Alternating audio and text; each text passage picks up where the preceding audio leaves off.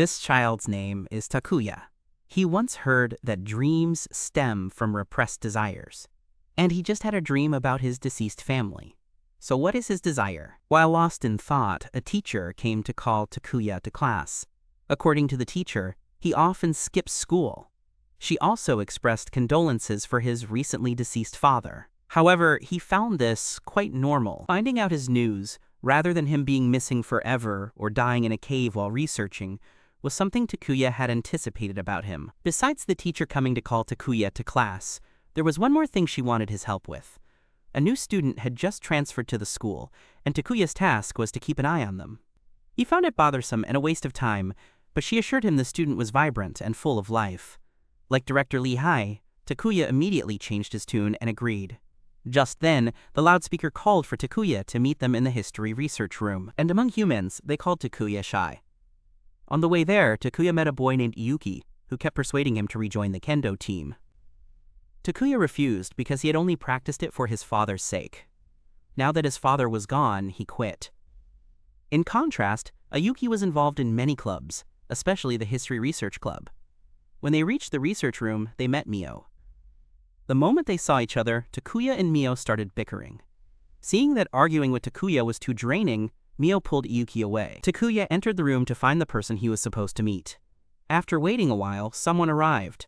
Surprisingly, it was Azumi. Meanwhile, Takuya's stepmother was announced over the loudspeaker. They were calling for her, not him. They summoned his stepmother due to issues with the geotechnics construction project, where strange occurrences kept happening. She would likely inspect the beachside site after the meeting. Then, the person who called Takuya's mother arrived. It was Professor Ryuzoji. The teacher told Takuya there was no need to leave, as he also had something to say about Takuya's father. He had worked with Takuya's father for many years on their research. He expressed his wish to continue his father's work, seeing it as a way to honor the deceased. If both agreed, he hoped Takuya's stepmother could send his father's research notes to his home.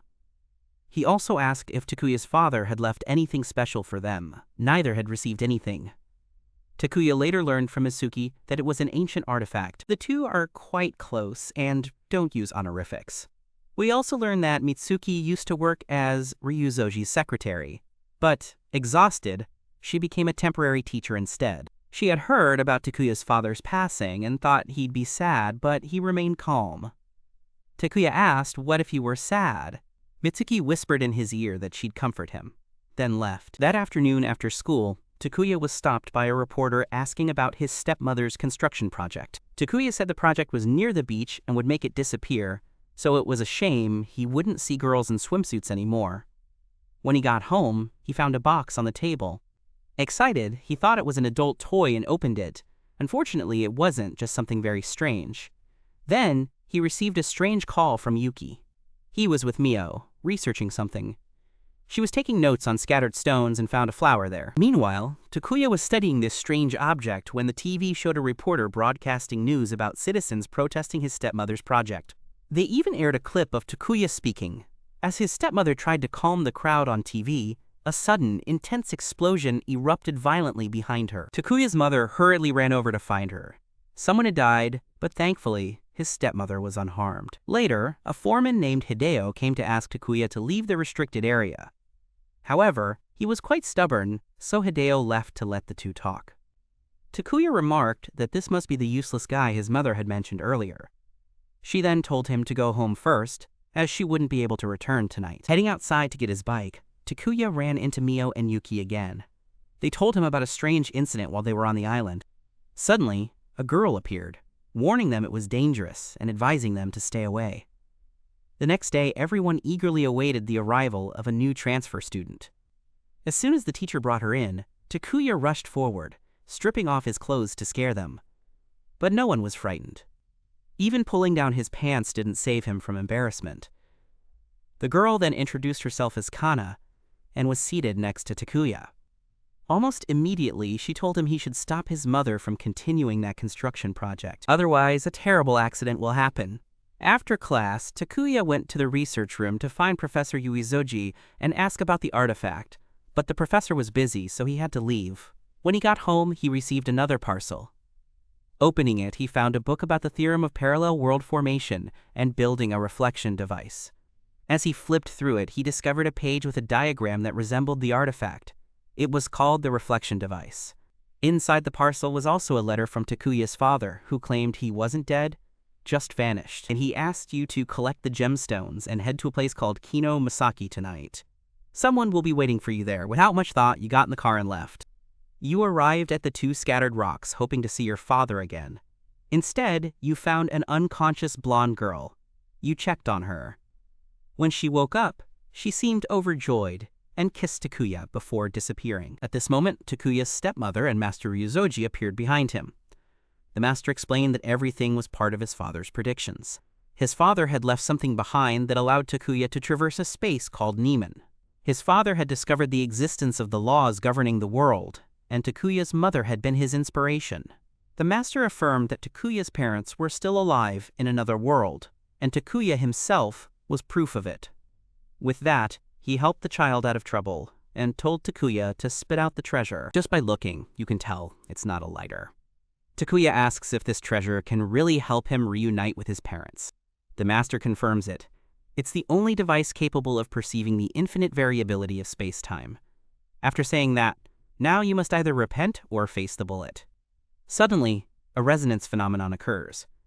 Earthquakes and tremors happen continuously. The master guesses that the blonde girl must have done something before vanishing. He still tries to retrieve the artifact. In that instant, time stops. Takuya spotted Kana from afar and was then led to 2 scattered rocks. Thinking he might have been hallucinating, he went to his room to sleep. The next day, on July 26, 1994, Takuya woke up at 8:34 a.m. and rushed to question teacher Ryuzoji about the overly dark night. However, the teacher mentioned that both he and Takuya's stepmother had been busy with meetings for days, which felt highly unusual. Takuya then went to the school rooftop to check the Parallel World book and began studying the artifact's functions. First, it can rewind time to a previous point, like a checkpoint in a game. Just save the position you want to return to and execute it. Second, anything you carry with you will also reverse along with you. Takuya remembers his conversation with his father. They talked about how history can also affect the timeline. It's called the grandfather paradox. You can look it up on Wiki because explaining it would take too long. Takuya read through the book and learned that the reflection device was what allowed users to travel to parallel worlds. Engrossed in reading, he didn't notice Kana watching him. Startled, he quickly left. As class ended, teacher Eriko announced that summer break would start today and reminded the students not to forget their summer homework. Later, Takuya went to the research room. He asked Mio and Yuki if he had come there the day before. Both confirmed he had visited and was looking for Professor Ryuzoji. Still unsure, Takuya called his mother to ask about their conversation with the teacher regarding his father's project. His mother confirmed they had spoken. She agreed to hand over his father's research notes to the teacher, but since they contained private details, she asked Takuya to organize them before giving them to Mr. Ryuzoji. Having nothing else to do, he agreed. He even invited 2 friends over to help. On their way home, they discussed the mysterious cases happening in the city and arrived at Takuya's house. The 3 entered his father's room to start organizing. While working, Takuya noticed a locked cabinet. Meanwhile, Mio discovered that Takuya's father was still pursuing the theory of a 400-year cycle. According to him, Japan undergoes a major transformation every 400 years. Around 1600, the Edo shogunate was established. Around 1200, the Kamakura shogunate was formed. Around 800, the capital was moved to Heian Kyo. And around 400, Japan was unified for the first time. The common point is that all problems originate from foreigners. Takuya believes that all of Japan's traditions were brought in by foreigners, and they criticized him harshly. Soon after, the 3 of them finished cleaning up. Seeing that it was still early, Mio invited them both to Mount Triangle. They reached the spot with 2 scattered rocks. By chance, they met Kana, who was also there, so she was the one who had placed the flowers there. Mio asked her why she did that. Kana chose to remain silent and left. Afterward, Mio continued transcribing the words on the stone. The 2 stones had been there for 8,000 years. It could be said that the inscriptions on them were even older than the 4 ancient civilizations. Returning from the mountain, Takuya discovered that the foreman, Hideo, was being questioned by a group of workers over the incident, where a supervisor had beaten a man to death. The foreman, too cowardly to admit he had given the order, shifted all the blame onto Takuya's stepmother, who was his supervisor. Takuya also learned that the foreman had acted without his mother's orders. The foreman even told Takuya's group to stop going to the triangular mountain because they intended to destroy the ruins. Mio protested, as they were the cultural heritage of the city, but he claimed to have the mayor's permission and said they had no right to stop him.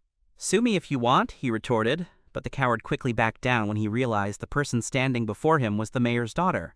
That evening, Takuya returned home to find a note from his mother saying she wouldn't be back that night. He ate instant noodles for dinner while lying on the couch watching TV. Still troubled by yesterday's incident, Takuya later went to the research institute to look for his mother. After his parents left for the scientific equipment rental company, Takuya headed to a warehouse. There, his mother was being held by two men resembling Yakuza, who demanded she hand over company documents. Outside, Takuya saved a checkpoint before entering to protect her. However, there was no way a mere student could defeat two gangsters, so his stepmother surrendered the documents to ensure Takuya's safety.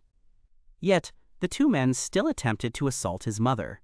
Takuya charged at them but was knocked down with a single punch, barely clinging to life. Takuya used the artifact to return to a saved point, this time bringing a stick, and he succeeded by getting punched by two thugs simultaneously. Upon returning again, Takuya took his trophy inside, but it had no effect. Just as he was about to reload the save file, the coward Hideo appeared as if following a script. Unexpectedly, the guy just waved his arms and legs around, scaring off the two thugs. Then, he helped Takuya's mother take him home to treat his injuries. He then offered to help whenever her mother needed before leaving. After that, the two sat and talked. She was saddened that Takuya kept rushing into danger, but she was still glad he had truly matured. However, she wished he would stop being so reckless. Their family only had each other left. The next day, Takuya went to summer school, where Yuki once again invited him to join the club. But Takuya found it too bothersome, especially since he was injured from falling off his bike. He wanted to skip school, so he told Yuki to go in his place while he reconsidered. Later, he went to the infirmary and accidentally ran into Kana and Mizeriko. He happened to notice Kana's necklace. It reminded him of someone he met as a child who had a similar one. He approached her to ask about it. Kana said this wasn't jewelry, but the flame of her life. Then Kana left. Eriko also mentioned that Mitsuki was looking for Takuya. On the rooftop, she wanted to ask Takuya about his plans after graduation. From their conversation, we learned that Mitsuki had loved Takuya's father, but was not reciprocated.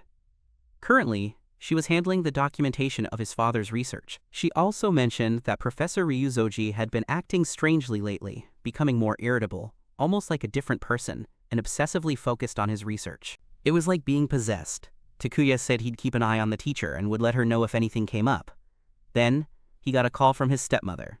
She had left some important documents at home and asked Takuya to bring them to her.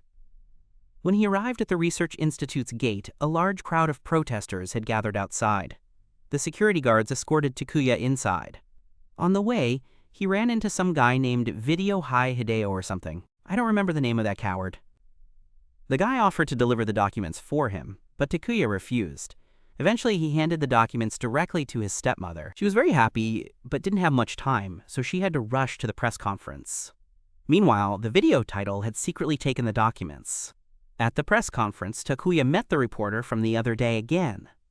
She also knew he was the son of the famous doctor because the two looked so alike. Then, Takuya's mother presented reports on the accident investigations and proposed a solution: specialized suits. However, many of the victims' families believe it was ineffective and continuously protested. The press conference ended in chaos. Exhausted, Takuya's mother had to attend another press conference on TV. She didn't return until late at night, drunk. Takuya helped her inside to drink water. She confided that she was utterly exhausted by everything. She hugged Takuya as if to release all her pent-up stress. The next day, the video guy called Takuya's mother for an urgent matter. He picked up and kept him waiting while Mio was on the other end. Her father had decided to send her to study abroad in the US to avoid the recent turmoil. She was so withdrawn that even when Takuya teased her at school, she didn't react. Behind them both, a suspicious figure was tailing them. Upon entering the school, Takuya ran into the journalist who had just interviewed Professor Ryuzoji. She also had something to discuss with him. The reporter wanted to know about Takuya's stepmother's work, as she was investigating the Geltechnik project. Given that Geltech and the mayor were colluding, she asked if Mio, the mayor's daughter, knew anything. Takuya had no time to betray his stepmother's friend. However, the journalist insisted there was no need to betray anyone. The one at fault is the mayor, and surely Takuya wouldn't want his friend to go down the wrong path, right? The journalist then handed Takuya her business card.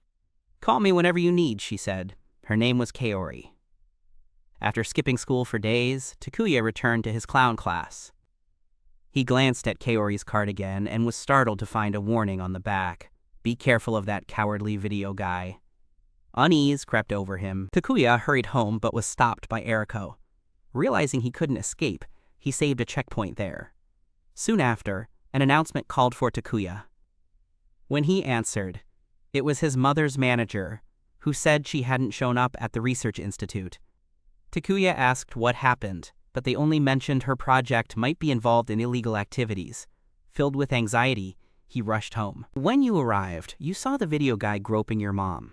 Enraged, Takuya dragged the guy who had already beaten up 2 Yakuza members onto the floor and started hitting him. However, your mom stopped him and even scolded him. Seeing her worry over that bastard made him furious, so he stormed off, telling them to do whatever they wanted. Later, he arranged to meet Kaori.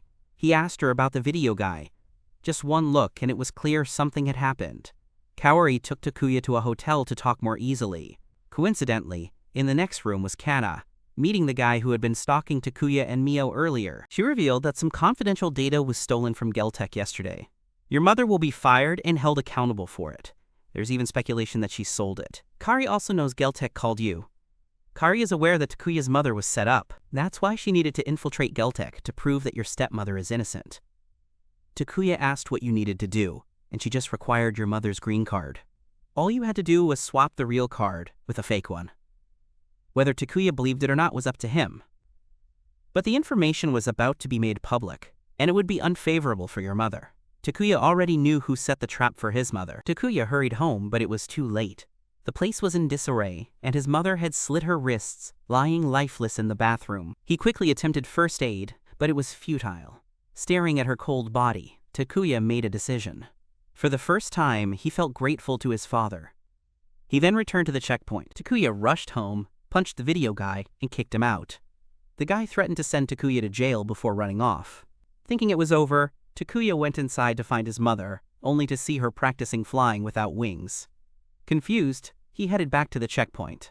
This time, Takuya took his mother away from that despicable video guy and revealed the bastard's entire scheme. He did everything just to possess her body, but Takuya had no proof. His stepmother insisted that he wouldn't understand. Everything she did had a reason. Even if she explained, he wouldn't comprehend. Exhausted, she threw herself onto the road and was crushed by a truck. Unable to accept this reality, Takuya kept trying to save her at any cost. No matter how many times he failed, no matter how many ways or schemes, Takuya's stepmother's fate always ends in death. Witnessing her repeated deaths leaves Takuya utterly helpless. He checks the parallel world book for a solution, and finds a theory called the Shuazi Chai Event Horizon. To put it simply, for those who've seen Loki, there's something called a canon event. These are fixed occurrences in the official timeline that cannot be altered, no matter what interventions or changes occur. These are crucial events that, if they don't happen, the entire story or universe would no longer make sense or be able to continue. In short, Takuya's mother's death was inevitable. Reading this theory in the book filled him with fury. He refused to accept this reality. He then took her green card, turned back to the checkpoint, and met Kari, not letting her speak. You gave her the green card right at the hotel. You agreed to exchange the green card with her on the condition that you needed information about the guy in the video, or whatever it was, to understand his motives and why your mother wanted 44. Kaori then gave Takuya some information, which left him stunned by the amount of details. Takuya returned to the checkpoint and headed home with the evidence in hand.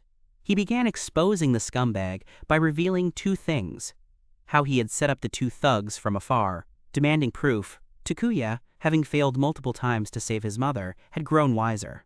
He threw out the pile of evidence Kaori had captured of him dealing with the underworld. Cornered, the man tried to flee, and Takuya quickly gave chase.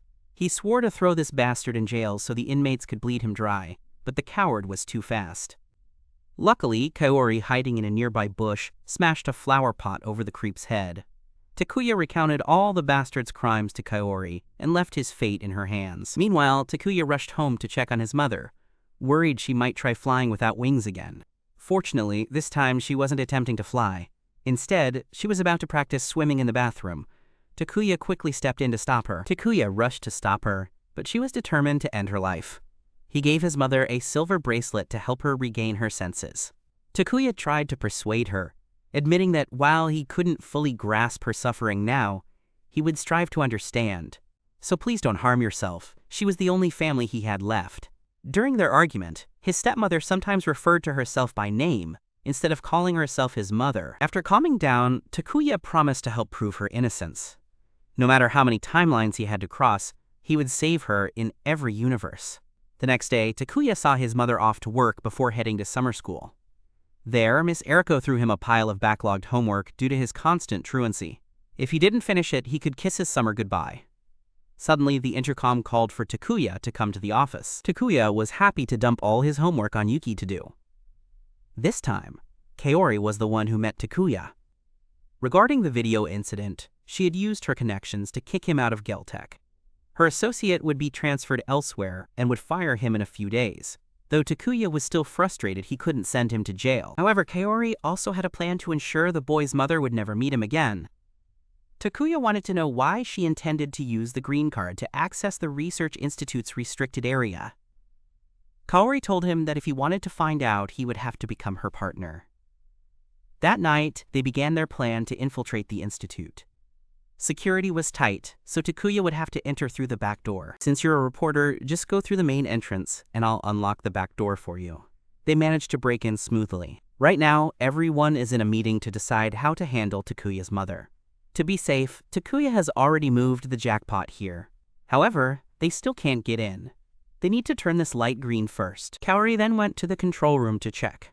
When the security room saw Takuya standing at the door, the girl helped him. He successfully opened the door. Inside, there were many types of stones. Kaori revealed that geotechnic's true purpose was to excavate these stones. You'll soon find out what it's for. Venturing deeper inside, Takuya discovered a new type of glowing mineral. His mother named it Psychite Stone. This was something his father had been very interested in. The stone was first excavated beneath Triangle Mountain. This stone has an unusual property. It reacts to the human mind and generates immense energy.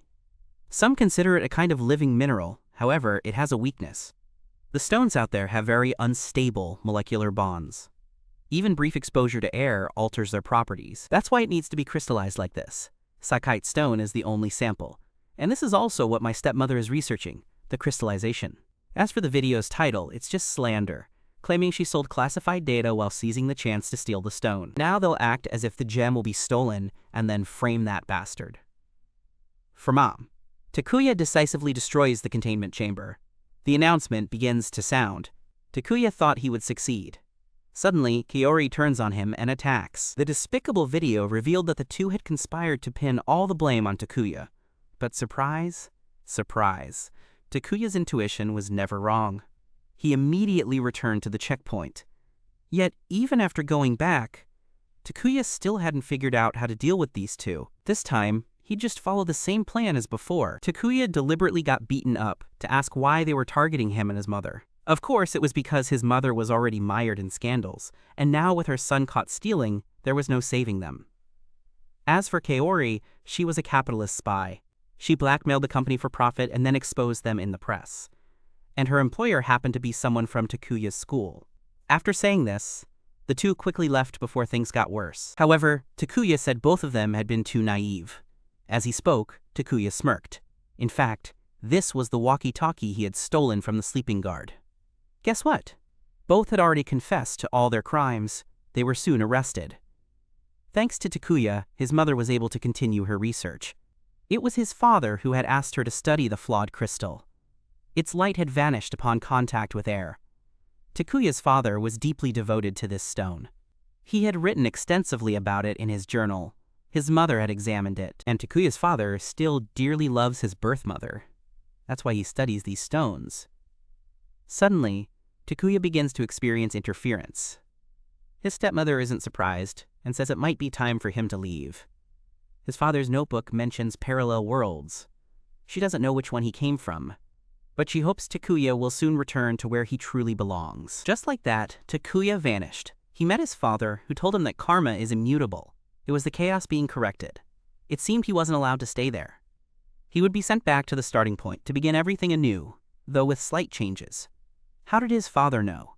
He said it was because he stood by the Vrina tree, the force governing all events, past, present, and future. The last time he mentioned it, karma governs everything in life. And to uncover its secrets, one must delve into history. Time rewinds to when Takuya was held at gunpoint by Master Ryuzoji and then transported away. He returned home and slept until morning. He woke up at 8:39 a.m. on July 26, 1994, 5 minutes later than the first time. This was the moment summer break was supposed to begin. He went to school to check. Master Ryuzoji was still talking about the all-night meeting, so Takuya stopped by the infirmary to look for Eriko. However, only Kana was there, and indeed Kana's necklace looked very familiar. After Kana left first, Takuya, while waiting for Eriko, noticed her clothes there. Just as he picked them up to look, Mia walked in. She immediately called him a pervert. Takuya left Eriko Chimeo's belongings behind and walked away. This time, he met Mitsuki, who took him to the rooftop and again spoke about Ryu's changes, from disliking smoking to becoming addicted. Even his own mother mentioned to her that her son had changed. Takuya also mentioned that Ryu often interacted with outsiders. First, there was the journalist Kaori, and another person was the detective he had hired. Takuya also recalled that during the conversation between his mother and Ryu had mentioned a curse related to the third victim. Takuya said he'd stop by the teacher's house later to deliver research materials and check if there was anything unusual before reporting back to Mitsuki. Afterward, Takuya and Yuki used all their knowledge to complete their assignments. Once finished, they prepared to head to the teacher's house. Mio wanted to join them too. Takuya invited Kana as well, but she refused because she smelled something inhuman emanating from Mr. Ryu. On the way there, the three of them realized someone was following them all the way to the teacher's residence. An old woman stepped out to greet them. Aoki felt a gloomy atmosphere inside. He saw an old storage house. According to the old woman, this private residence was built 400 years ago and had been renovated, but it still looked dilapidated, as if that storage house had come back from the past. Later, they learned the old woman was the teacher's mother. Before entering, she also warned that her son, Master Ryu, was no longer her son. He had changed. Later, they met Master Ryu in a vast but empty space, devoid of any furniture. He had discarded everything unrelated to his research. He then showed them a 400-year-old carpet, inside which many people were being scorched by sunlight. Within it stood a building with European church-like architecture. This further confirmed Takuya's hypothesis as correct. To be honest, I didn't like it at all, but since Takuya's father seemed quite interested in it, I kept it because his intuition was extraordinary. Later, Mio and Yuki stayed behind to paint while Takuya and I went outside to talk privately. Takuya asked me what his father and I had been researching. To tell the truth, it was quite a long journey. Dai, Takuya's father, and I were once classmates. Both shared the common goal of uncovering hidden elements of history, ones never documented in books. Later, when Dai was expelled from the academic community, the professor remained deeply impressed by her 400-year cycle theory. He invited her to his research institute, and Dai chose Triangle Mountain as the site to study both the 400-year cycle theory and a people known as Takanoa Mahara. Then Dai met the physicist Ayurika, and the three of them had a lively debate. Yurika pursued a unified theory based on quantum mechanics. The teacher chose human beings as his research subject, while Takuya's father opted for the study of the unchosen. A researcher's task is to hypothesize inexplicable events. Then, they must prove the hypothesis. Circling back to the question Takuya wanted to ask when they worked together. Professor Yurika's research notes mentioned a blind woman living in seclusion near Kenomisaki. Golden hair, radiant eyes, and snow-white skin. That girl's name was Keitia, later changed to Keiko. In other words, she was your mother. Through her research, Dai became close to Keiko, and Takuya was their result. Despite being blind, she greatly assisted Dai in her research. When you were young, you often had a fever, and your mother always took care of you.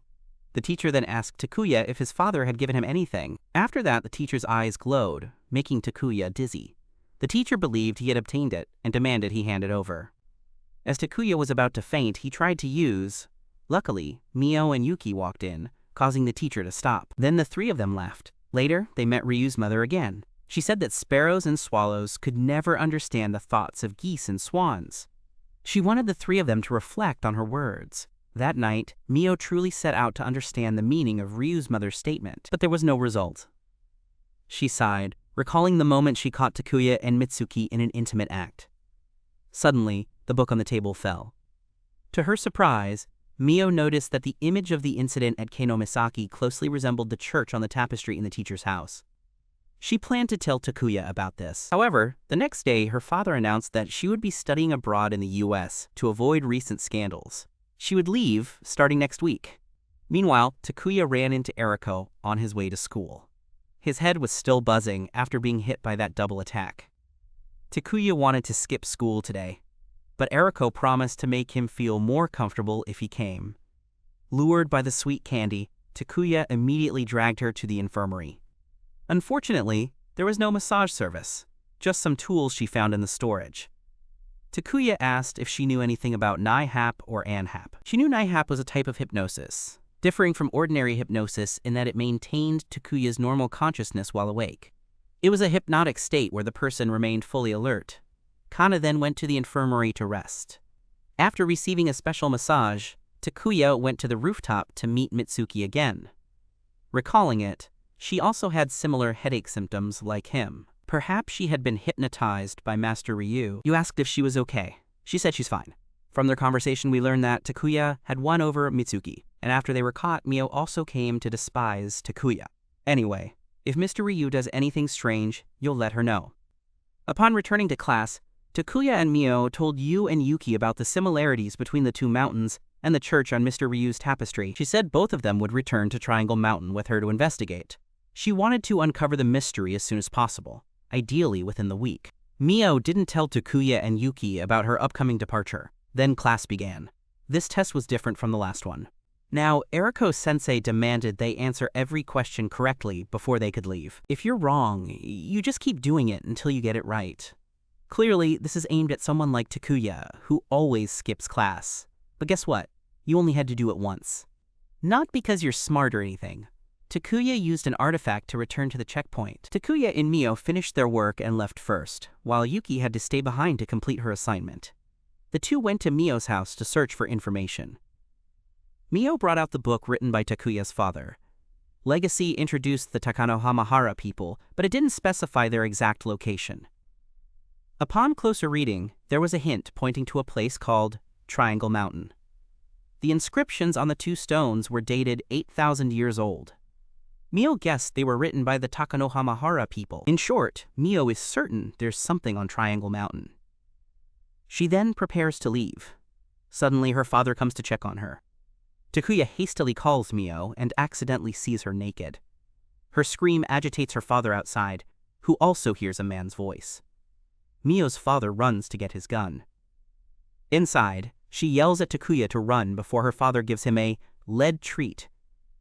By then, the father has already loaded the gun outside. Fortunately, the doorbell rang, forcing Mio's father to go downstairs to check. Seizing the chance, Takuya sneaked away. The visitor, Yuki, had barely opened the door when Mio's father pointed a gun at his head to drive him off. Takuya and Mio later headed to Triangle Mountain and found the two rocks. She thought if these rocks were truly the church depicted in the tapestry, there must be an entrance somewhere, so they split up to search. Later, Mio found another area different from the rest. Just as she was about to dig deeper, she tripped and sprained her ankle. Takuya told her not to push herself too hard and helped her back. He took Mio to the school infirmary for first aid.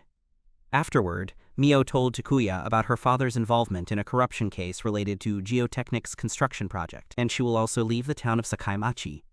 Right at the climax, Mitsuki enters. A love triangle drama begins to unfold.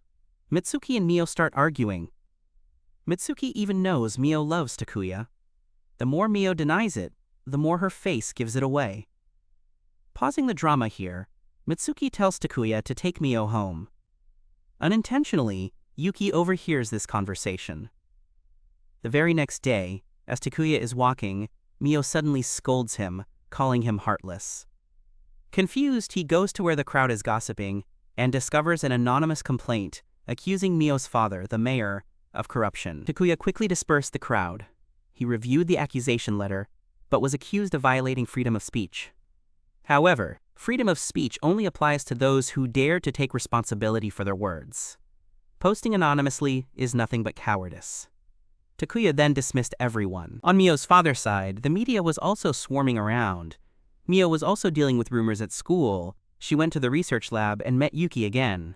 He had already heard about the situation and told her she could rely on him. Takuya came in from outside, wanting to explain things to Mio, but she ignored him and left. He also had some suspicions about Yuki, but nothing was certain yet. He went up to the rooftop to tell Mitsuki, though she couldn't offer much help. Meanwhile, Mio was still surrounded by reporters at her home, but in her room, she was preparing to head to the mountains again. She wrote a letter to her father before leaving. As for Takuya, on his way to the infirmary, he ran into Yuki, who was going somewhere. Kana went to the infirmary, feeling dizzy, and was taken care of by Eriko. As soon as she saw him, Kana left. Takuya and Eriko then talked about the anonymous poster. Meanwhile, the TV announced that Mio's father had resigned as mayor. The city council also ordered the withdrawal of all support for the Geltec project. Back home, Takuya searched for Mio's phone number, intending to call her. However, his phone rang first. It was his stepmother. She said she'd be back late due to some issues with the sponsors. As for the families of the victims who were being investigated and beaten, Mom handled it neatly. And in this timeline, Mom wasn't involved with Mio's father either. However, she reminded him to keep an eye on Mio. She did nothing wrong. A parent's sins shouldn't fall on their children. Then his stepmother suggested that if possible, Takuya should help Mio. Listening to his mother, Takuya stopped calling and went to see Mio in person instead. Here, you meet the journalist Kawi again. She tries to pry information about Mio from Takuya, of course, with the same old trick. You have to give me the info if you want my help. Takuya doesn't want to answer, but suddenly Iyuki shows up and tells him Mio has run away from home. He heard it from Mio's servant and saw a letter, thinking she couldn't have gone far. The two split up to search. While Takuya was looking around the school, he ran into Mitsuki. Upon hearing what happened, she also decided to help, right after Takuya left. Mitsuki's headache returned, but she quickly recovered and went to look for Mio. While searching the beach for Mio, Takuya met Kana again. You ask her about Mio and learn that Mio is in a dangerous place, Triangle Mountain. Takuya then rushes back to inform Yuki and Mitsuki. They gather their gear and quickly head there. Sure enough, they find a cave where Mio had dug between two rocks. They need to find Mio before dawn. Otherwise, the police will intervene, causing big trouble. Takuya will go inside with Mitsuki and tells Yuki to keep watch outside. But Yuki insists on joining them, leading to an argument. Eventually, he admits that he was the one who reported Mio's father. He deeply regrets his actions and wants to apologize to Mio in person. He loves Mio, but acted out of jealousy. Enraged, Takuya punches him. He then orders Yuki to apologize to Mio once they find her. Takuya and Yuki will go inside, while Mitsuki will call the police if they don't come out by early morning. Before entering, Takuya saved a checkpoint. Then they moved forward. Surprisingly, Mio alone managed to dig such a massive tunnel. Takuya even discovered an underground water vein. Going deeper, they found a door. After some effort, they managed to open it and stepped inside. There, they uncovered a vast area with a dried-up skeleton. Looking around carefully, Yuki found it strangely familiar. This was the underground base of the demon god Genge, a once powerful leader of an evil organization. He forced innocent people into hard labor. Sounds absurd, but they couldn't rule out the possibility. The place had scattered bones and hose, perhaps a prison or mine, and the remnants of clothing designs were ancient. Further ahead, they found a hole in the wall, revealing a hidden passage. Inside, there were corpses, likely prisoners, with skeletons bearing inscriptions similar to those on the two stones. Nearby lay Mio's backpack. Perhaps she had stopped to record the writing here and then got lost. Zuki, worried about Mio, panicked and ran deep into the forest to search for her. Suddenly, he fell into a pit. When Takuya chased after him and climbed down to help, Zuki was already on the brink of death after being caught in a trap. Even then, he urged Takuya to find Mio and apologize on his behalf. Takuya tried to administer first aid, but it was too late. Just like that, Zuki was gone. Takuya couldn't let his junior die like this, so he turned back to the checkpoint. This time, he made sure his younger brother stayed outside. A useless person would just get in the way, so only you and Mitsuki went inside. This time, Takuya led her to where Mio's backpack was. As soon as she picked it up, there was a slight tremor. Both of them fell into a hole, but fortunately, no one was hurt. Using a flashlight to look around, they discovered another dried corpse that seemed newer than the others, with a diary beside it. Surprisingly, it belonged to Dr. Eureka, who had once researched alongside Takuya's father. Inside are obscure records of past events and pressing prophecies tightening around Eureka, the key to unlocking history's greatest mystery hidden within this triangular mountain. These ruins have stood for millennia, and Eureka deeply regrets not bringing the entire team. These ruins are unlike any other civilization in history, and Eureka believes this event was caused by the intersection of two dimensions crossing boundaries. According to Takuya's theory, the intersection occurs once every 400 years. For example, the Takanoa Mahara people, originally from a different timeline, were involved in an intersection with Japan, leading to the introduction of new cultures. Eureka studied the electromagnetic and gravitational fields of Sakaimachi and concluded that an interference event had occurred in the past. She was still searching for the cause, but she found her own death before the answer. She had reached a point where she could go no further, yet her heart still burned with a thirst for knowledge. It reminded her of a certain moment. The moment Father Takuya handed that thing to her, the moment she held it in her hand, later named the reflection device by Eureka. Suddenly, the flashlight went out, and Mitsuki began acting strangely after learning Takuya possessed the artifact. As if hypnotized, she took out Professor Ryu's revolver to force Takuya to hand it over. Mitsuki tried to regain control but failed. So, Takuya fled again, before meeting the old man. He ran deeper inside and found an ancient coffin. Risking everything, Takuya hid inside, but it didn't seem good that Mitsuki was looking for them. Suddenly, the coffin collapsed, sending Takuya into a glowing lake. Fortunately, Mio managed to pull him up. Takuya was relieved to see her safe. He found it quite novel, as it was his first time seeing a glowing lake. Mio thought it wasn't the water, but the rocks beneath that were glowing. Takuya absent-mindedly wondered if there might be something unusual about the rocks down there. Both then began searching for a way out. Mio had also read Dr. Yurita's notebook. If the doctor's theory about multiple timelines was correct, it would explain why the civilizations here didn't exist in Japan's history. Another tremor struck. A large rock fell, forcing Mio to dodge, causing her to fall into the lake and get soaked. Afterward, they lit a fire. Takuya wanted Mio to rest while he searched for an exit, but she insisted he stay with her. She didn't want to be alone. They later recounted what had happened. Takuya admitted to being the one who had reported her father, but Mio knew it was Yuki who had done it. Now, blaming him wouldn't change anything. Mio then asked Takuya to kiss her, wanting it to be her last beautiful memory before death.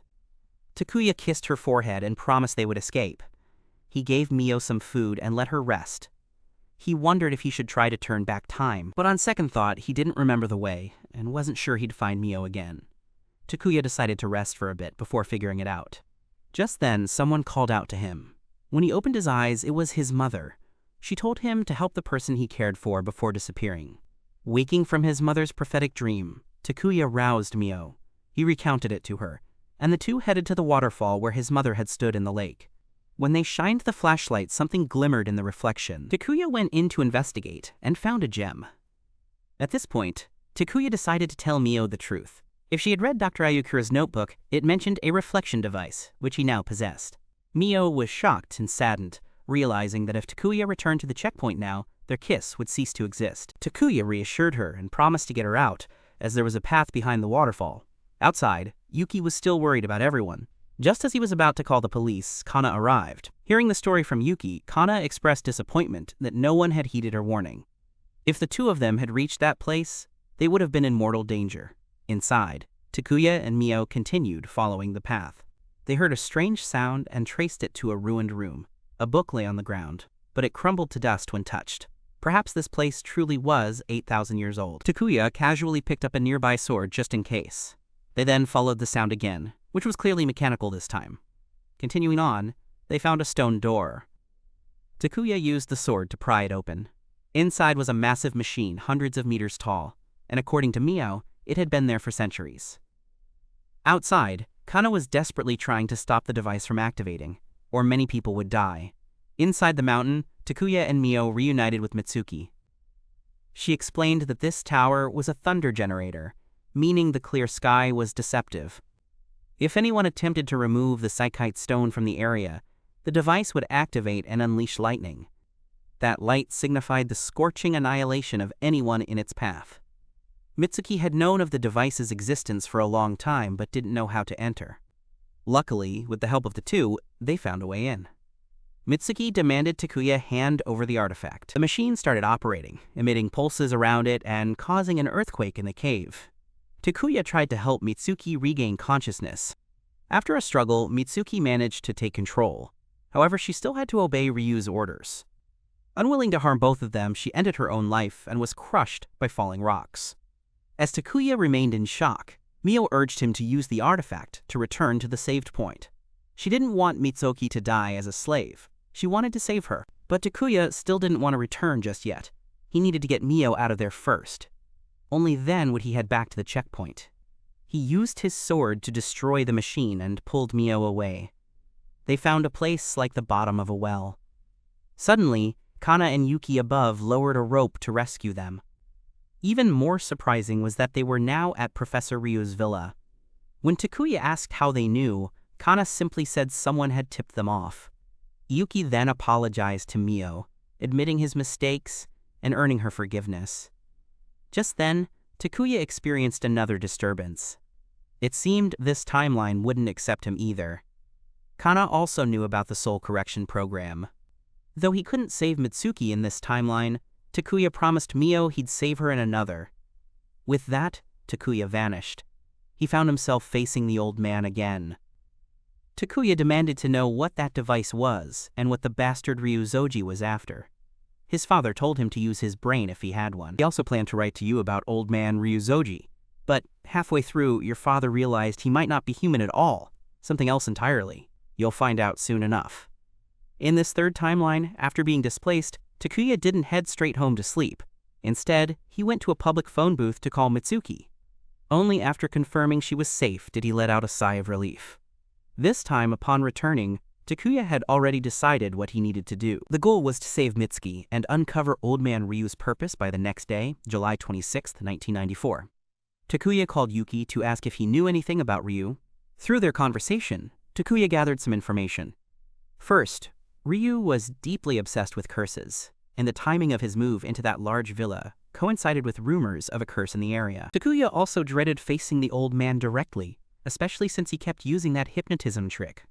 Remembering that Eriko knew about this technique, he went to ask her, heading to the infirmary to find her. But no one was there, except her clothes. Takuya rushed over to sniff them, still warm, meaning she had just taken them off. Searching around, he discovered her sleeping under the bed. Looking back, Old Man Ryu also slept on the floor. While asleep, Eriko kept complaining about the heat and called out someone named Aben, begging them not to leave her. Takuya, worried, tried to wake her. Mistaking him for Aben, Eriko hugged him. Moments later, when she came to her senses, she screamed. Hearing the commotion, Mio and Yuki rushed in only to find the two in disheveled clothes. Even jumping into the Yellow River 10 times wouldn't wash away this sin. Mio scolded him even though Eriko had explained it was a misunderstanding. Meanwhile, outside, Kaori was interviewing Old Man Ryu, but in reality, he needed her to retrieve something, the thing he was willing to do anything to obtain. In the infirmary, Takuya asked what Yuki was holding. He introduced it as a complete collection of recorded wishes. It sounded interesting, so they all watched it together. Throughout the video, nothing stood out except for one notable detail. All the wishes originated from Old Man Ryu's house, yet no one mentioned him. However, Yuki still had many other tapes, so they decided to watch them gradually. While they were viewing them, Mitsuki came looking for Takuya, and the two went up to the rooftop to talk.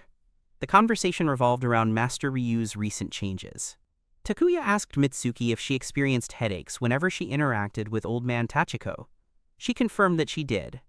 This suggested that Tachiko might have used Niak on her. He then inquired when Master Ryu started acting strangely and learned it was 2 months ago, the same time the curse began spreading. Mitsuki later left to attend to matters with Master Ryu. Takuya also pretended to leave. He then followed both of them to the research lab. Takuya entered first to find a hiding spot. Coincidentally, Eriko was also hiding there. They then eavesdropped on the two men's conversation. Mitsuki bluntly accused Ryu of changing. However, Ryu began manipulating her in return, claiming he hadn't changed. She had. He kept putting words in her head and then kissed her. Unable to see anything, Takuya strained to look. Miss Eriko witnessed everything and told Takuya to forget about Mitsuki because she would soon disappear. After they left, Takuya and Eriko stepped out as well. She arranged to meet him at the cafe after school before leaving. That afternoon, after school, Takuya ran into Kana, with old man, Ryu, and Mitsuki nearby, who had just left. Kana said the old man was very cunning and was trying to steal her necklace. Later, Takuya went to the cafe.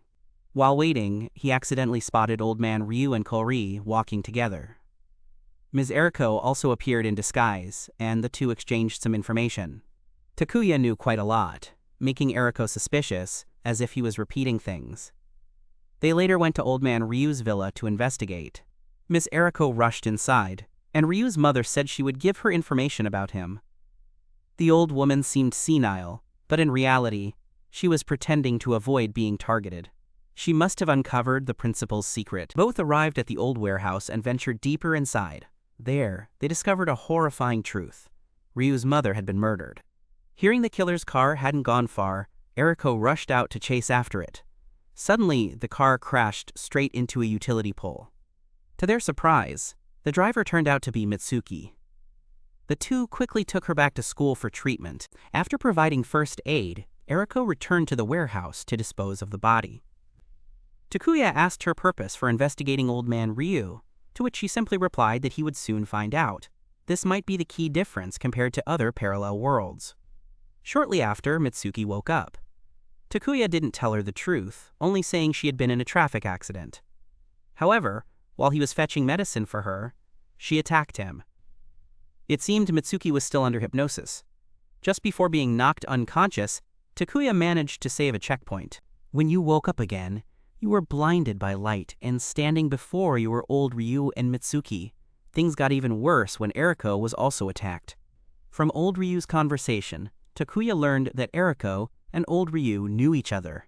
He had thought he would be safe after Aben's death, but who would have guessed Eriko was still hunting him down? Gathering some useful information, Takuya quickly returned to the checkpoint. This time, he tried both dodging and persuading Mitsuki, but failed. Fortunately, Eriko heard the noise and came back, knocking Mitsuki unconscious. Takuya no longer hid the truth and revealed that he came from a different timeline. Eriko said that aligned with this route. She then led Takuya back to the old warehouse and told him to break down the wall.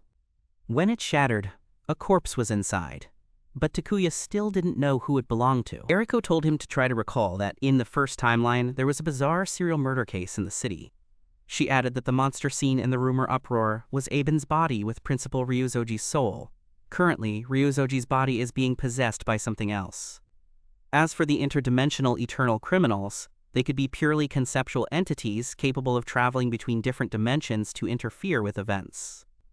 Takuya had experienced enough to believe this was true, and Eriko's goal is to track down old Ryu and arrest him. Takuya asks who she really is. She explains that in the future, there's a man named Abel. He's a scientist who, along with his assistant, spends every day researching. They have studied the Vrina plant, a diagram showing that all potential events can stem from a single cause. The nodes on the branching diagram extend like tree branches based on a set of rules. The outcome of one event becomes the cause of a new event, leading to a new result. Thus, parallel worlds are formed. Abel conducted an experiment to trace the origin of all unfolding events. Despite warnings, he was determined to proceed. Yet, during his search, he was attacked by the eternal dimensional criminal, Itsuki. It took over his body and fled to the parallel world where Takuya and Eriko currently are. Then, it transferred from Abel's body to Ryuzoji's, even though Abel's body had already decayed. Yet, his soul still wandered in the event space, entering the mansion. Eriko led Takuya through a secret passage behind a tapestry. The deeper they went, the more the artifact resonated. Before Takuya was a device that allowed him to travel between dimensions. It resembles the artifact that Takuya possesses, and judging by its condition, it must have been damaged after arriving here. Therefore, old Ryu approached Takuya to take the artifact. At this moment, Old Ta also appeared but denied Eriko's claims as nonsense. There's no need to argue with him. With Abe's skeleton as evidence, Eriko had enough to convict him. She then geared up for battle, and the two drew their guns. Eriko aimed straight for his head, yet he still didn't die. For a purely conceptual entity, the body is merely a vessel, but even that has its limits. Eriko lunged forward, shooting the gun from his hand, but she was taken down by Mitsuki. Seizing the moment while they weren't paying attention, Takuya rushed out, grabbed the gun, and shot Ryu in the heart. Ryu returned fire, but Mitsuki shielded Takuya. Ryu quickly retreated, and Eriko gave chase. Mitsuki was glad that Takuya was still safe. She truly loved him. "This is probably all I can say." Then she handed him the second gem before leaving. Takuya wanted to go back to save Mitsuki, but Eriko said Mitsuki's death was a canon event and couldn't be changed. Even if saved this time, she would still die another way. Upon discovering old Ryu's true intentions, this timeline began to reject Takuya. The only regret was that he couldn't save Mitsuki. Eriko explained that forcibly correcting causality would disrupt the chaos. As a precaution, she would erase Takuya's memories of her and Ryu. If he found out who he really was, he would follow him even to another world. Takuya reunited with his father. Causality guided everything. His guide would be Kana. And once all 8 stones were gathered, a new path would open. He would be waiting there for him. On July 26, 1994, Takuya returned once more with the 7 stones in the artifact. He sought out Kana, and through his father's account, his history was etched onto the Vrina tree. Creating history meant traversing countless possibilities. Every action he took held meaning. Every event bound by causality corresponded to its own unique laws, all flowing like a river. Even time couldn't break this rule. That's what your father believed until he learned of their existence. With little time left, he wanted to see you as soon as possible. It was decided by the weight of events, the momentum of their laws. If causality sounds too abstract, think of it as fate. Back at school, Takuya began approaching Kana to get to know her. Since you weren't close to her yet, after class you still followed her around to ask about her interests. As usual, Kano went to the infirmary to look for Eriko, who had a high fever again, but she wasn't there, and Kano was exhausted. Left with no choice, Takuya put her to bed first. Because her body was drenched in sweat, he had to undress her to wipe her down. When he removed her clothes, he saw a very familiar bracelet. Shortly after Kana woke up, Takuya had finished, and Eriko had just returned. Coincidentally, she also had something to tell both of them, in the research room. Mio then asked Yuki if she knew anything about Kana. He admitted he didn't know either. However, there was someone in the kendo club who had transferred from Kana's old school. He planned to ask that person about Kana when he got the chance. Just then, Takuya arrived at the research room. He even brought Kana along to join the history research club. Kana looked over the model Mio and Yuki had made. Though it was very detailed, she noticed it didn't match reality. Mio was sure she had followed the picture correctly. But Kana said it was a photo from 10 years ago. Triangle Island has undergone many tremors and erosion, so change is unavoidable. To stop the two girls from arguing, Takuya suggested they go there to take photos. After gathering enough materials, everyone headed back. Yuki took Mio home, while Takuya escorted Kana. When they arrived at her apartment, Takuya learned she lived alone. Suddenly, a drunk man approached and grabbed Takuya. From the way he spoke, this wasn't his first time being there.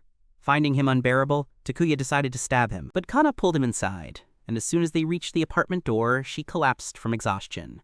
He helped her in, noticing her place was quite simple. Takuya also saw that Kana had bought a lot of alcohol. Later, once her fever had subsided, she went to shower. While Takuya was getting things ready for her, he accidentally discovered that his father had sent her money. This amount was transferred before he disappeared.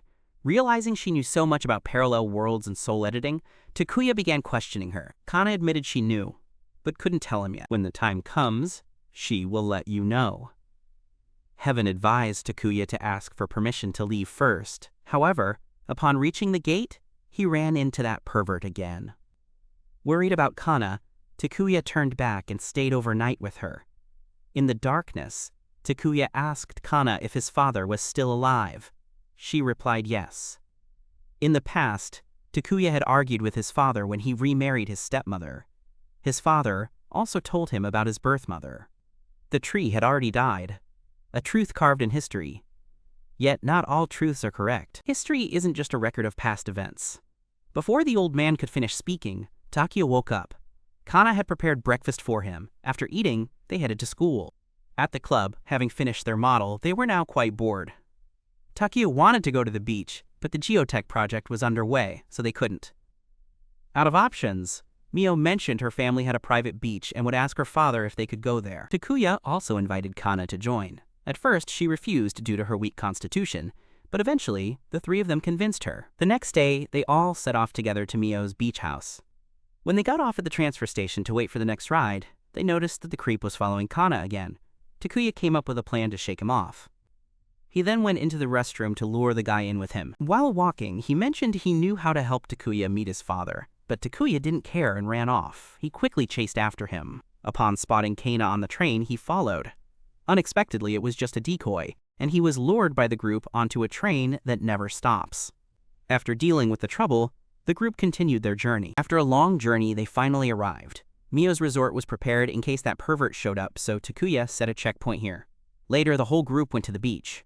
Since the beach scene is quite steamy, I'll watch it for you guys. Overall, everyone had a great time together. Kana also gradually opened up more to everyone. They played until the afternoon when they all decided to grill some meat. Suddenly, Kana realized the necklace she had taken off before swimming was missing. Yuki also mentioned that the meat they had prepared for grilling had disappeared. When they went inside the house, they found everything in disarray. Takuya's artifact was also gone. Suspecting that the pervert had sneaked in, Takuya and Yuki went to check the basement where the noise came from. However, all they found was a stray dog, perhaps the culprit. The dog then ran wildly through the house, knocking over a hot charcoal stove and fireworks before escaping, turning their outing into chaos. Iyuki lamented the ruined barbecue, and though Takuya considered returning to the inn, he decided against it. He thought such mishaps made youth fun. That night, while asleep, Yuki mistook Takuya's belongings for sausages and bit into them. The next day, everyone returned. Takuya took Kana home while Yuki and Mio went separately. On the way, Kana suddenly developed a high fever and collapsed. Takuya quickly brought her back to his apartment. Luckily, he had his mother's fever medicine with him. Once Kana was stable, Takuya turned off the lights so she could rest. He then checked the transaction history his father had sent to Kana and unexpectedly found a photo of her with a family member. She smiled brightly in the photo, but what stood out was that while the shooting location had 2 scattered rocks, the camera captured 3 in the background, raising suspicions. The next day, Takuya went to the research lab to investigate the history of the 2 rocks. Suspiciously, the 3rd rock had been moved since 1945. Takuya began hypothesizing about someone who never aged. Meanwhile, Yuki returned after developing the photos taken at Triangle Island. He even mentioned seeing the pervert entering a hotel in a haunting dream. Sure enough, the guy had arranged to meet Kana at a hotel. She told him this was the last time between her and him. He thought she was in love with Takuya. Of course, he would agree if she revealed Takuya's father's whereabouts. Otherwise, he'd make sure she never went to school again. Just as tensions escalated, a nearby police officer appeared, interrupting the situation and forcing him to leave. Meanwhile, as Takuya was researching the history of Triangle Island, Eriko showed up. Both went to the infirmary to discuss Kana's situation. In short, Kana's condition was very strange, so she wanted Takuya to keep an eye on her. And there was one more thing. Eriko found Kana's records to be highly unusual. In just a short time, she had transferred schools 20 times, yet all the schools were very close to the city. That evening, as Takuya was on his way home, he encountered that pervert again. The guy wanted to make a deal with him. He introduced himself as Hojo, a priest. He was hired to locate Takuya's father, and knew Kana had information about his whereabouts. All Takuya needed to do was help extract the info from Kana. Naturally, Takuya disliked the guy from the start and refused. The next day, Kana visited Takuya's home to thank him for helping with her fever. They went to the park to talk. At that moment, Takuya began to suspect the girl he saw as a child might have been Kana. But there was no answer yet. Suddenly, a dog appeared. At times, Kana wished she were a dog, free from anger, sorrow, or loneliness. She had endured too much betrayal and bitterness, all in an effort to understand her better. Takuya wanted to befriend her, but she only called him cruel before walking away. Takuya headed back and ran into Hojo on the way. He reminded Takuya of yesterday's deal. All he had to do was plant a bug in Kana's room. Enraged, Takuya smashed the device and left. That night, I learned the detective was hired by Old Man Ryu. The detective begged for more time to extract information from Kana, but Ryu said someone else he hired was already doing well. He then ordered the detective to handle another task. The next day, rumors spread across the school that Kana was a prostitute, leaving Takuya shocked. So this was the reason she had to transfer. Kana said there was no place for her in this world. Even Eriko was on your side, and Takuya, you tore up all the slanderous papers. Mio and Yuki also helped you disperse the crowd. When Takuya rushed to the infirmary, he learned that Kana had submitted a transfer application, but only to schools near the city. Or more accurately, around Tamzek Island. Eriko argued that Kana's secret might be closely tied to Takuya's parents.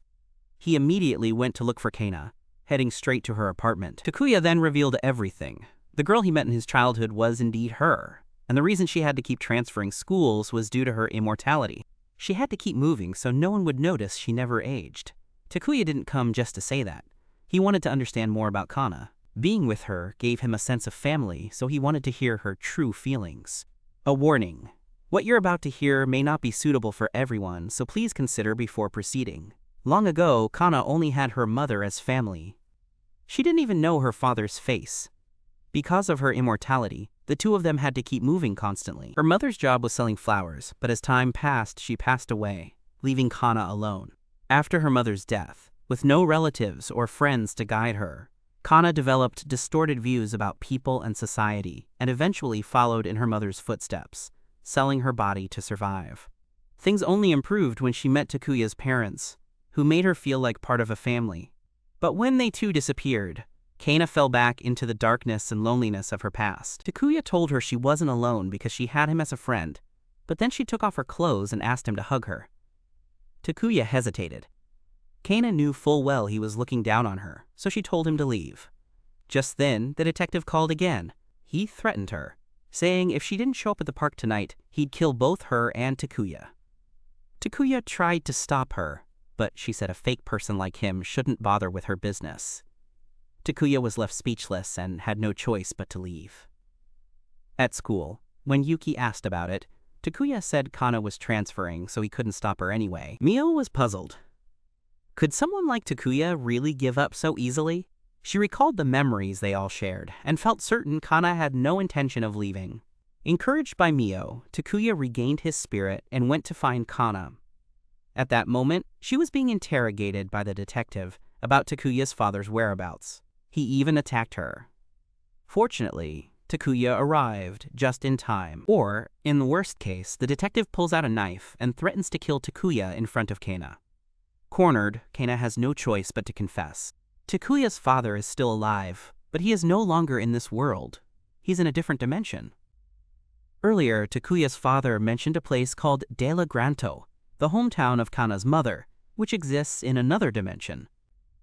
But every 400 years, when it approaches Sakamachi, some people are transported to this dimension. So both Kana's mother and Takuya's birth mother were brought here, and Takuya's mother no longer exists in this timeline. She said one thing: you must begin the journey for the next you. She left after giving Takuya's father the artifact from De La Granto. History never repeats. It moves in only one direction.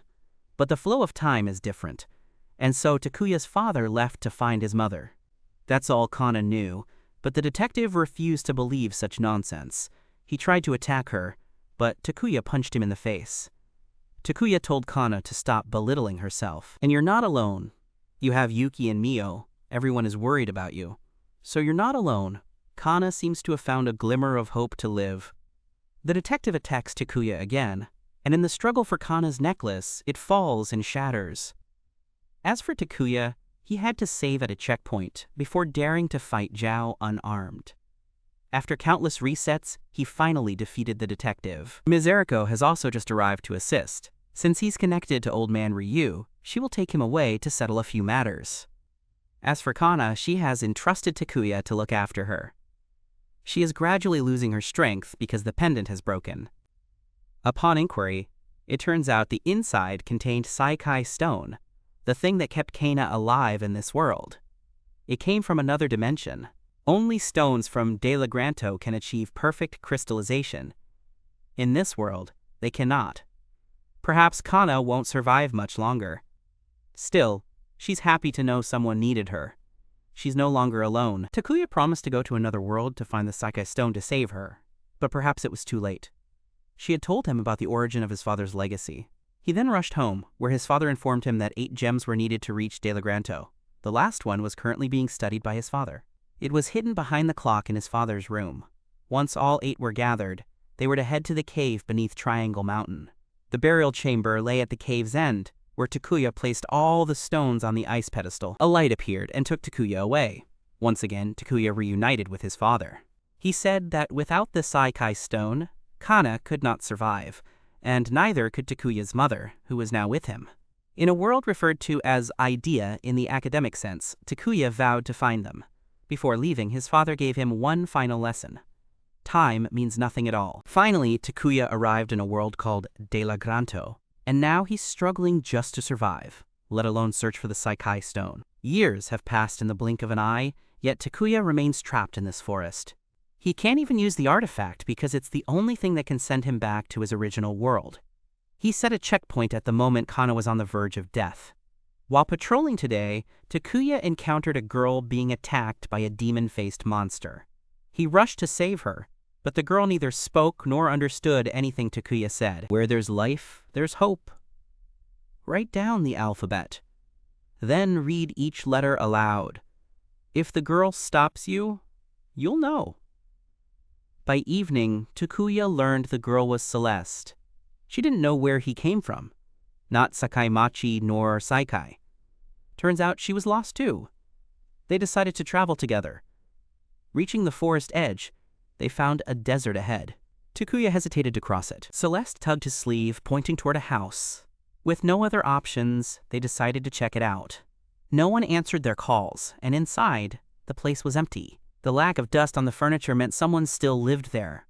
Takuya continued searching until, in one room, a girl suddenly pointed a sword at him. Mistaking him for an enemy, she couldn't do much before collapsing unconscious. Moments later, she woke up in bed. When she realized neither of them had hostile intentions, she didn't act. She introduced herself as Aliyah, a knight tasked with guarding the borderlands under the Divine Emperor's orders. The borderlands serve as the boundary separating Delagranto from the rest of the world, and Aliyah is responsible for eliminating the monsters that appear there. Takuya also asked about the Saikai stone, but unfortunately she didn't know of it, or perhaps it goes by another name in this world. Aliyah had just slain a demon-faced creature and mentioned that monsters are appearing more frequently. This is due to the wrath of the Earth Mother, an event that occurs once every 400 years. Another 400 made Takuya exhausted. To avoid natural disasters, every 5 years, the people here sacrifice a girl to a deity with divine power, known as divine energy. Some lose their voice, others lose the ability to walk. Perhaps Celeste was a dancer. Upon returning, Celeste had prepared food for both of them elsewhere. The deity had already received a report about the dancer's escape and immediately ordered a search. The next day, Takuya trained with Aliyah. In this place, carelessness means losing your life in an instant, Aliyah added.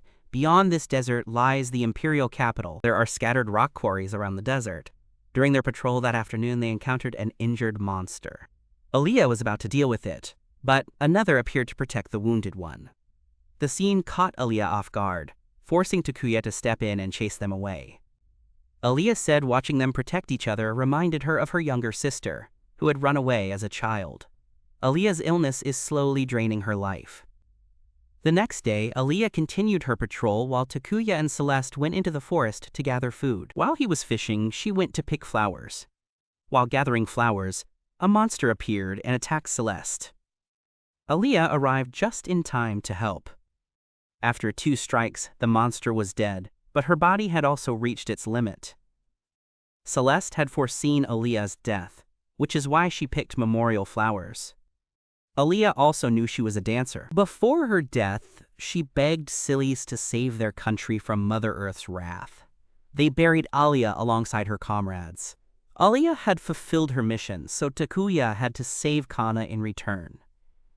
The next day, he prepared to journey into the desert in search of the quarry. He told Celeste to stay behind, as she couldn't endure the desert heat. Yet she followed him anyway. Thinking she would give up soon, he ignored her. After a while, Takuya stopped to rest and discovered his water pouch was leaking. With no other choice, he turned back home to fetch more water. At this moment, you realize Celeste didn't follow you back here. Worried she might be lost, you rush off to search for her, while Celeste continues wandering through the desert. She wonders if what her mother said was true, then collapses from exhaustion. Just as she loses hope, Takuya arrives. He tries to give her water, but she can't drink. Out of options, Takuya directly transferred water to her mouth with his own. Meeting him was her fate. In the blink of an eye, a year had passed, and Takuya had taken over Alia's duty of protecting Bien Pass from the demon horde. Moreover, a new life had appeared there, his and Celeste's daughter, Ayuno. He and Celeste lived a simple, peaceful life in the wild, yet he still kept his promise to Kana. Night after night, he kept thinking about returning. Throughout the entire year. To verify if the mineral Alia mentioned was Saikai, he tried crossing the desert multiple times, but traversing that harsh land was impossible. Takuya could also communicate with Celes through thought, yet he promised to protect the mother and child, no matter what. In the following days, Yuno grew rapidly, learning to walk in just 3 months. After learning to speak, within a year she grew like a 4-year-old, and by 5 she was just like a 16-year-old girl. Still, she clung to her father, and he thought she needed friends or companions. This reminded Takuya of his own friends when a noise startled him, putting him on alert. Approaching to check, he found a wounded monster, one that could talk. She was injured and trying to protect her child. When he asked why she was hurt, she said people from the imperial capital had attacked, meaning she had flown here from there. No matter what, she wouldn't survive for long. She begged Takuya to save her child. After saying this, she passed away. After burying the mother monster, Takuya decided to let Ayuno adopt the baby monster when the little girl ran off to tell her mother. Takuya then noticed someone on the high cliff. He tried calling to them, but they didn't respond. When Takuya climbed up, the person had already gone far away. It turned out to be 2 soldiers chasing the mother monster, who then spotted Takuya. They reported it to the Divine Emperor, who ordered an investigation to check for any dancers. The next day, Iuno took Kun-kun, the monster she had named, outside to play. Before leaving, Celeste gave her daughter some instructions. Shortly after, Takuya also went out to search for food. Father and son enjoyed their time together, with Celeste even preparing food for them. Along the way, Takuya took the chance to slay a few monsters, spending the afternoon in leisure. Yuno was finishing feeding Kun-kun before heading back. From a distance, Takuya spotted someone intruding into their home.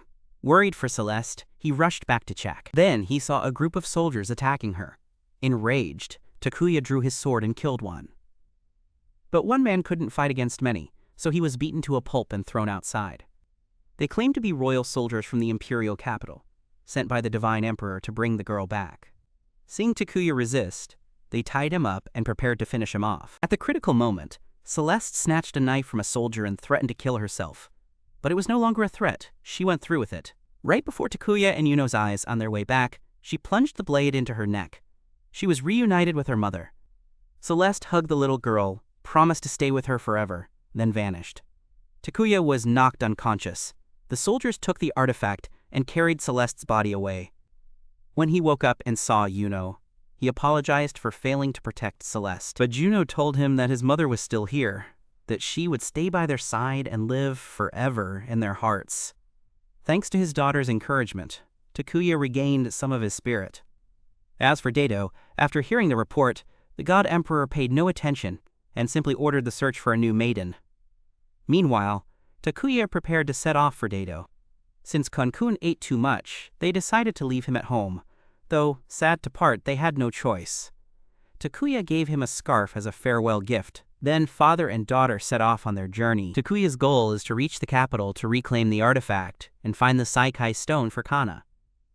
The journey there is extremely arduous and grueling. Takuya always tries to keep his daughter's spirits up. Their water has run out, yet the city is nowhere in sight. Even the camel has exhausted its strength. With no water or food left, all they can do is pray for divine help. Father and daughter press on through the sandstorm. Finally, Ayuno collapses, unable to go on. Desperate, Takuya carries his daughter and runs in search of water. Luckily, there was an oasis ahead. He thought it was a mirage, but at night, how could it be? It turned out to be a real oasis. Takuya fetched water for his daughter. then let her rest while he went to scout the area. There, he found a girl bathing, completely shameless. When she caught Takuya peeking, she invited him to join her. By nightfall, he learned her name was Sarah. She explained she had fled here because the imperial capital was in chaos, specifically, a rebellion. Many had risen up to overthrow the tyrannical god emperor. In the following days, Takuya let Yuno recover at the oasis. Once they had recovered, they continued their journey with Sarah joining them. She said she was worried about the father and son after learning that Takuya also wanted the head of the divine arrow. Suddenly, it began to rain, and Sarah suggested they rest at the temple ahead. Since the door was locked, she used a quick 5-minute trick she found online to unlock it. After entering, Sarah unexpectedly revealed her true colors. She summoned royal soldiers to capture the father and son. Both were wanted, so Yuno was taken away for being the dancer's son. Meanwhile, Takuya was taken away to a place along with several others. This was a quarry and also a prison for Takuya. There, he met a guard named Bazaku, who seemed quite intrigued by him.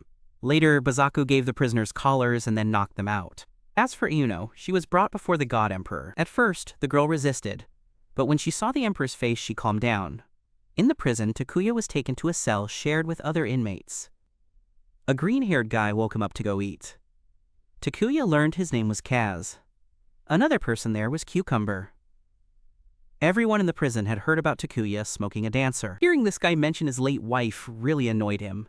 When he asked both of them why they were here, they didn't answer, probably not because of rebellion. Suddenly, a red-haired guy who claimed to love her showed up.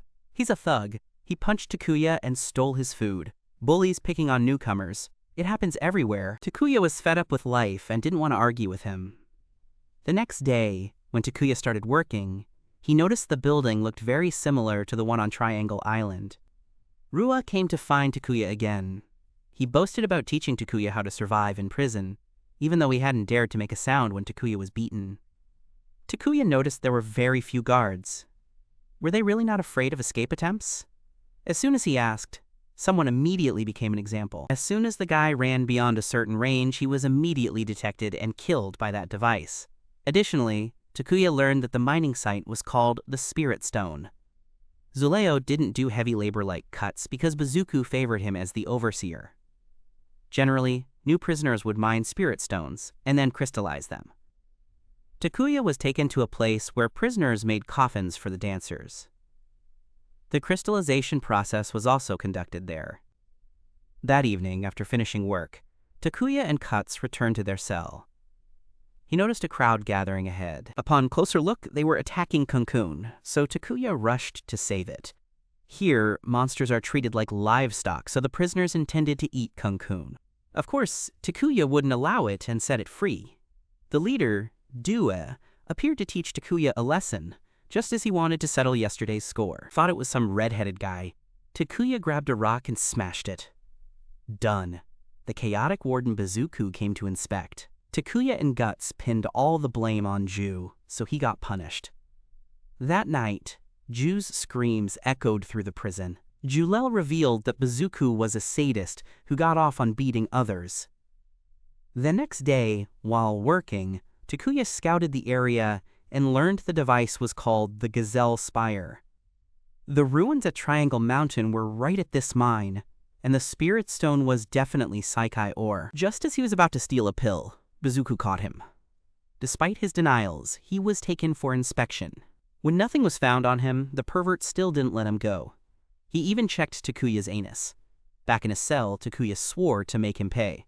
The next day, he continued searching for a way out.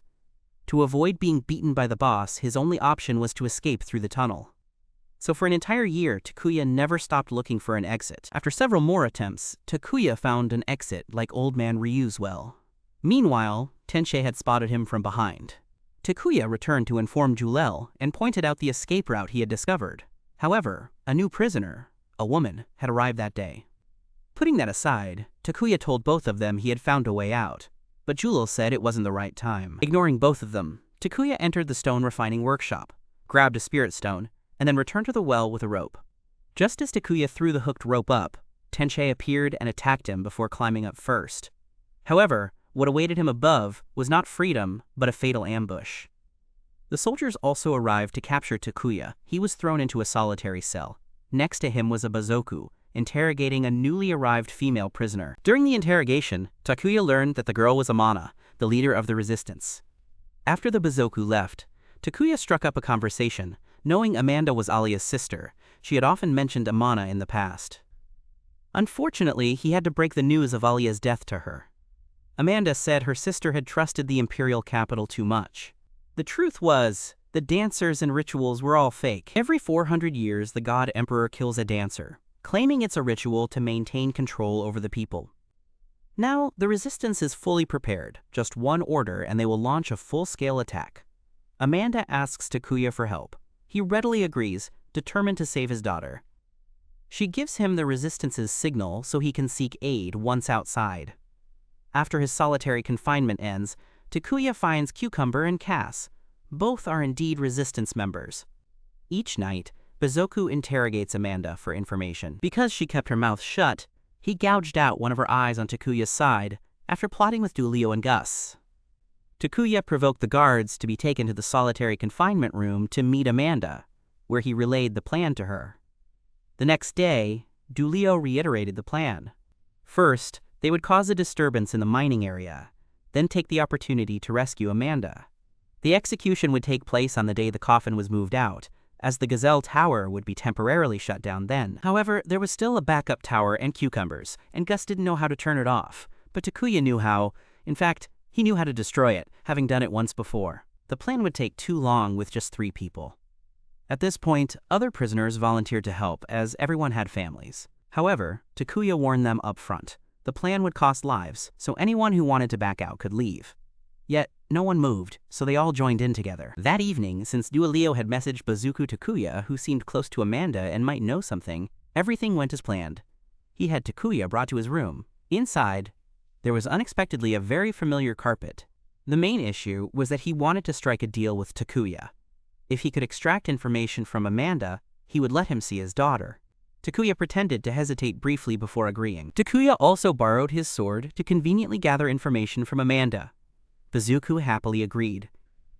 On the night of the plan, when the soldiers shut down the Gazelle Tower and moved the coffin outside, Julal told everyone to get ready. Meanwhile, Takuya went to the interrogation room to meet Amanda, carrying the sword with Bazoku waiting outside. Just as he was about to obtain what he needed, chaos erupted outside. The prisoners began rising up in revolt. Tenpazuku told Lin to reopen the tower, but they were afraid Zet would attack them and their teammates, so Tenpazuku had to go personally to reopen it. Meanwhile, Takuya seized the chance to free Amana. Takuya threw a sword outside for the Cucumber allies to destroy the tower. By then, Tenpazuku had reached the main tower and was fighting Zet fiercely, causing chaos everywhere. Jaleo and Cass were nearly hit too, but Takuya and Amanda rushed in to stop him. However, they were ambushed, and the Bazoku thug took Amanda hostage. He demanded Takuya use the tower to kill all the rebelling prisoners, or he would kill Amanda. In the tense moment, Cass and Jaleo below managed to throw a sword at the auxiliary tower and destroy it. Seizing the moment while the Bazoku was stunned, Takuya charged at him. Of course, after all these years, the once-defeated boy Takuya, who used to lose to a video thug, was no longer the same. Now a grown man and a strong father, Takuya sent the Bazoku straight into the coffin he had prepared for the woman. At that moment, the tower where Takuya stood also began to collapse, and the elevator was unusable. Were they doomed to die here? Just in the nick of time, Kun-kun appeared in human form. Takuya quickly pulled Amanda outside so Kun-kun could carry them away. It flew them straight to the imperial capital without stopping. However, as they neared their destination, Kun-kun exhausted its strength and began to lose its life. Knowing it wouldn't survive, it begged Takuya to set it free. She thanked him for saving them and was happy to play with the father and son. Amanda handed him the knife to handle it. Though tormented, there was no other way. After hiding in a frenzy, Amanda said they would rest and set out the next day. That night, the two talked a lot about family. On the Cucumber side, upon hearing Takuya and Amanda were missing, he knew where they had gone and set out as well. On the other side, they received news of the prison's fall. The Divine Emperor wanted to send troops to quell the rebellion, but a young girl stepped forward to take on the task. Eventually, Takuya and Amanda arrived at the imperial capital and split up to act. While wandering around, Takuya noticed the extreme poverty. Food was distributed in bowls containing very little. Everyone looked gaunt. While eating, Takuya was accidentally spotted by the guards as a wanted fugitive. While running, Takuya was rescued by a local resident. He thought it was a revolutionary soldier, but it turned out to be Eriko. Before they could talk, Eriko restored Takuya's memories. She came to De La Granto to pursue an A-class dimensional criminal, none other than Old Man Ryu, who had somehow found his way there. Eriko's job is similar to that of the TVA in Asterisk Loki. Go prevent the threats that could affect the timeline. Without much explanation, Eriko stated that this world's 400-year cycle was about to occur, and the world was in danger, possibly a collision. Eriko gave Takuya an event measuring device. It would detect fractures in the event's structure. She could only help Takuya this far, so she wished him success on the path he had chosen. He then went to the hidden resistance base and reunited with Zuleo and Amanda. She announced that Dido had found a new dancer, Celeste's daughter. Additionally, several resistance bases were destroyed by a masked individual. After finalizing the plan, everyone will attack the castle tomorrow morning. That night, Takuya removed the collar he was wearing. Surprisingly, it contained a Psyche stone inside. Now all that's left is to retrieve the artifact to save Kana. Just then, Amanda arrived at Takuya's room. Because tonight might be their last, she asked Takuya for a favor. She then undressed, and the two slept together. The next day, they all disguised themselves as soldiers to split up and take action. Amanda's group went through the back door, while Takuya's team took the sewer route. But they were blocked by a door. Unable to force it open, Takuya decided to use a bomb. Just as he was about to ignite it, the masked girl appeared. Takuya would handle Kuta, so he told his two friends to run ahead. The girls sent pursuers after them and stayed alone with Takuya. However, during their exchange of moves, Takuya knocked off Kuta's mask, revealing it was Yuno, but she didn't seem to remember him and kept attacking. Unwilling to harm the girl, Takuya triggered a bomb and escaped. He later reunited with Zuriel and Guts, recounting everything that had happened. If you two see the little girl again, let me face her. They then proceeded to a prison. Venturing inside, all three discovered a special cell. Surprisingly, the prisoner was Old Man Ryu. Before they could grasp the situation, he revealed that the Divine Emperor had allied with something called Mother to create this place to imprison him. Meanwhile, Amanda found what appeared to be a highly significant room, but her team couldn't pick the lock. Suddenly, they encountered Sarah again. On Takuya's side, he planned to ignore Old Man Ryu, but the old man claimed to know Yuno's whereabouts. He said the ritual sacrifice was real, meant to implant the sacred artifact into the dancer's body. The dancer would have to sacrifice a bodily function. Takuya's birth mother offered her sight to the gods. His wife sacrificed her voice. And finally, his daughter. She offered her consciousness to the gods, resulting in complete memory loss. It's not that there's no way to help Ayuno, but the old man wants you to free him first. Just as Takuya hesitates, Eriko arrives. She checks and confirms he's indeed the criminal she's been looking for. Takuya leaves, handling him to her. But, while the two are talking, Old Man Ryu hypnotizes the cucumber and cuts it to free himself. As soon as Old Man broke free from his chains, he fled. If he escaped now, it would cause chaos in the capital, so Eriko immediately gave chase. Meanwhile, on Amanda's side, Sarah successfully helped the group unlock their restraints before leaving as well. Back in Takuya's group, they had found the dancer's room. With too many guards present, Jaleo and Guts lured them away, allowing Takuya to slip inside to search for Yuno. The moment she sensed Takuya, she entered combat mode. He dodged her attacks while trying to jog her memory, using Kun-Kun or Celeste's handkerchief. In the midst of the sword fight, Ayuno struck the stone bed where her sister lay. That moment brought back a fragment of her memory. Takuya held her tightly to calm her down. Meanwhile, Julia and Gus reunited with Amanda's group.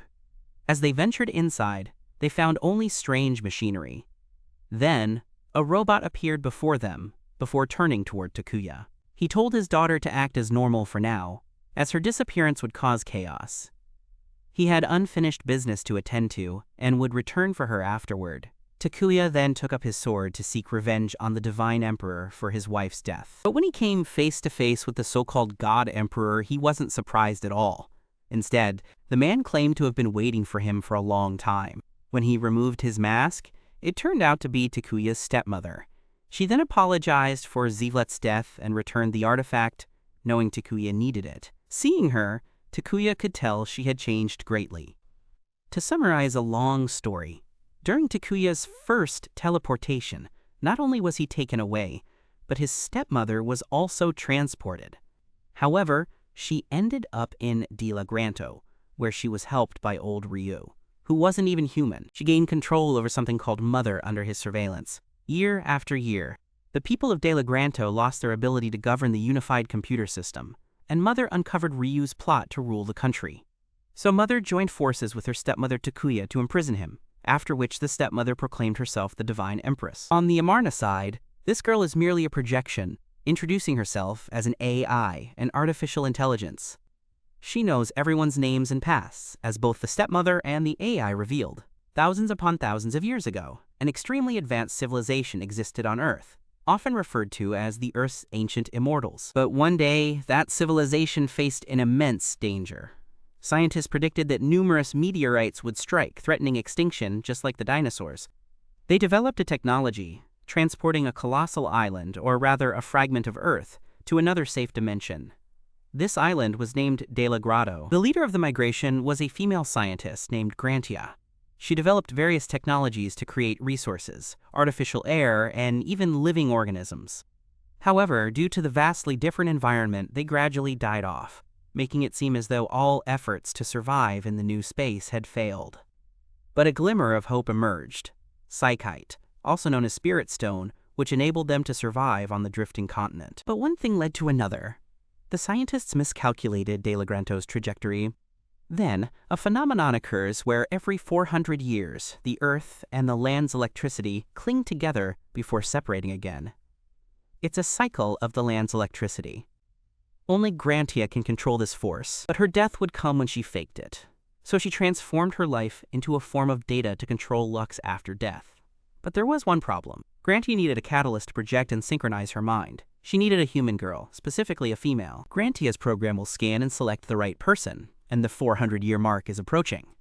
If Grantia fails to function, Earth and the continent will collide, triggering an explosion. Therefore, the dancer must synchronize with Grantia to prevent the collision and save both worlds. Sacrifices are unavoidable. Though painful to say, Ayuno may vanish after the ritual succeeds.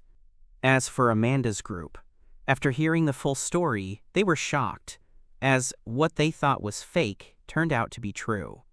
Now they are utterly lost. The soldiers also closed in to surround them, and the whole group was publicly executed. But the Divine Empress arrived in time to stop them, as she needed their power.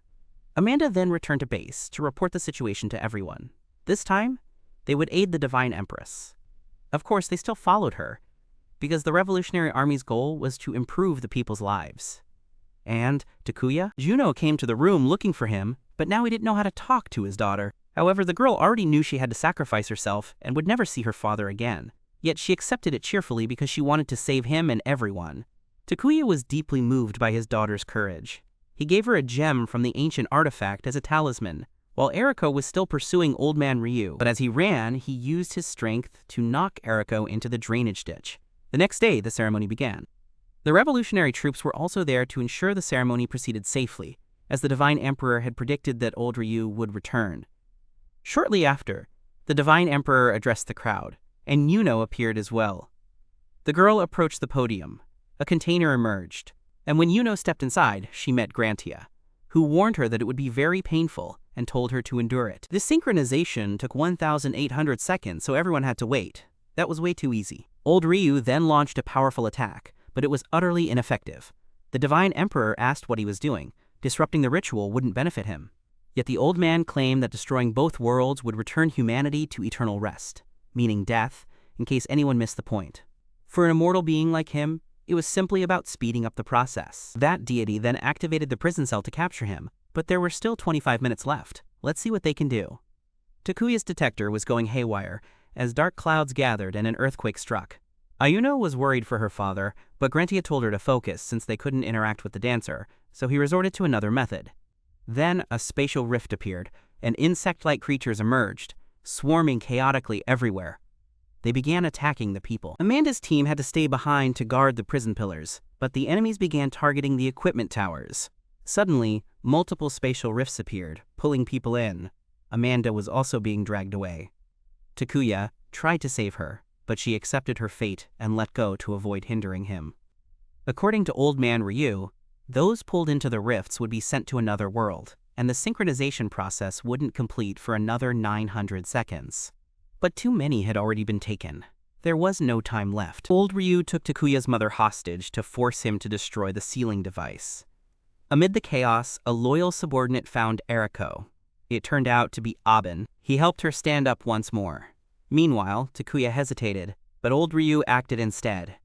Still wielding his power, he compelled someone to charge and destroy the device. After wrecking the prison cell, he stabbed Takuya's mother, leaving the two to share their final words. The old man then revealed his true form to destroy the containment chamber, but before he could strike more than a few blows, Eriko arrived. Abel rushed to hold the demon back, allowing Eriko to take aim. Unable to free himself, he told her to shoot them both. Though heartbroken, Eriko had no choice but to act. She fired, destroying the monster, and Abel. Before fading away, he thanked her for always searching for him. At the end of the event, Takuya went to his dying stepmother. It turned out her death was unavoidable. She was happy that Takuya had grown as strong as his father. Overcome with grief, Takuya could only weep as his beloved mother passed away. Only 200 seconds remained until synchronization was complete. However, a warning appeared. The boundary line had been breached. Both events happened simultaneously. Therefore, even if the ritual is completed, Earth could still collide with De La Granto with a 50-50 chance. After that, Eriko is forced to leave once her task is done. She hopes they will meet again before vanishing. Once synchronization is complete, Yuno bids Takuya a final farewell before departing. Takuya vows to find the turtle at any cost. Then, a beam of light engulfs everything. Ayuno and Grantia appeared in outer space, but it seemed they had failed. The entire continent was about to collide with Earth. Ayuno nearly gave up, but Grantia still had one last method: maximizing the event gate's shockwave. However, she wouldn't know what would happen to Ayuno's body. The girl had accepted the danger, so Grantia began reversing time, sending all of human civilization back to the past. This was an endlessly repeating loop of events. Even now, another De La Granto still drifted in the dimensional rift, repeating the process of approaching and separating. When the continent collided with Earth, it caused a massive explosion. This part was unclear to me, but Takuya had returned to the checkpoint to save Kana. The mother she mentioned was Amana. He had brought back the Saikai stone, making Kana overjoyed. Takuya said Mio and Yuki were still out there. They would bring her even more happiness. As for him, he had to leave now because someone had been waiting for him for thousands of years. Kana thanked him before Takuya vanished. He then returned to where it all began. Takuya ran to the cliff where Yuno had just appeared. The girl couldn't save the Earth, and a De La Granto had fallen here 8,000 years ago. It was thanks to the gem her father gave her that she had managed to come here. But now she had to leave, following the event's requirements. However, this time he wouldn't let his daughter face it alone. Both vanished together. Once again, Takuya met his father, and his mother was there too. His father had witnessed his entire journey and praised him. Now Takuya and Yuno will gently drift toward the boundary between events. That is the door of fate, revealing the truth of history as his father had longed for. As the observer of the Vrina tree, he will continue his search throughout history. That's enough for now. He was glad father and son could speak one last time. He still awaits our reunion. Ayuno and Takuya have reached the void, both drifting along the flow of events. They discover a sprouting seedling. This tree will record everything about this world. Ayuno decides to name the child Takuya. The anime ends here. What are your thoughts on it? As for me, I'm speechless. Goodbye.